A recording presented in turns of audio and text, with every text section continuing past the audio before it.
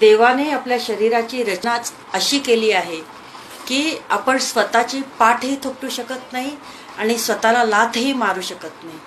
म्हणूनच माणसाच्या जीवनात हितचिंतकाची आणि निंदकाचीही आवश्यकता आहे. आयुष्यात असे लोक जोडा जे वेळ येईल तेव्हा तुमची सावली आणि वेळेला तुमचा आरसा बनतील. कारण आरसा कधी खोटे बोलत नाही आणि सावली कधी साथ सोडत नाही. पूजा करायच्या आधी विश्वास ठेवायला शिका. बोलायच्या आधी ऐकायला शिका. खर्च करायच्या आधी कमवायला शिका. लिहायच्या आधी विचार करायला शिका. हार मानण्याआधी प्रयत्न करायला शिका आणि मरायच्या आधी जगायला शिका. जीवनात एवढाही चुका करू नका की पेन्सिलीच्या अगोदर रबर संपून जाईल आणि रबराला एवढाही वापरू नका की जीवनाच्या अगोदर कागद फाटून जाईल. जीवन जगताना संगत ही खूप महत्त्वाची आहे. आपलं वय व पैसा यांच्यावर कधीच गर्व करू नका.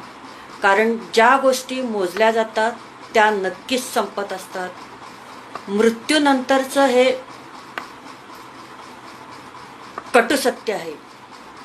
पत्नी ही दरवाजापर्यंत असते, समाज हा स्मशानापर्यंत असतो आणि पुत्र अग्निदानापर्यंत. फक्त आणि फक्त कर्म मोक्षापर्यंत असते. जिच्या उदरात जन्म होतो ती माता आणि जिच्या उदरात अस्त होतो ती माती. यातील वेलांटीचा फरक म्हणजेच माणसाचे जीवन. वाचा आणि पुढच्या ग्रुपमध्ये तुम्ही हा शेअर करा. जन्म दुसऱ्याने दिला, नाव दुसऱ्याने ठेवलं, शिक्षण दुसऱ्याने दिलं, रोजगार दुसऱ्याने दिला, इज्जत दुसऱ्याने दिली, पहिली आणि शेवटची अंघोळ सुद्धा दुसरेच घालणार. मरणानंतर संपत्ती दुसरेच वाटून घेणार आणि स्मशानभूमीत दुसरेच घेऊन जाणार. तरी देखील संपूर्ण आयुष्यभर माणसाला कोणत्या गोष्टीचा गर्व असतो हे सांगणे मात्र कठीणच आहे. दुःख इतकं नशिबान आहे की ज्याला प्राप्त करून लोक आपल्या माणसांना आठवतात.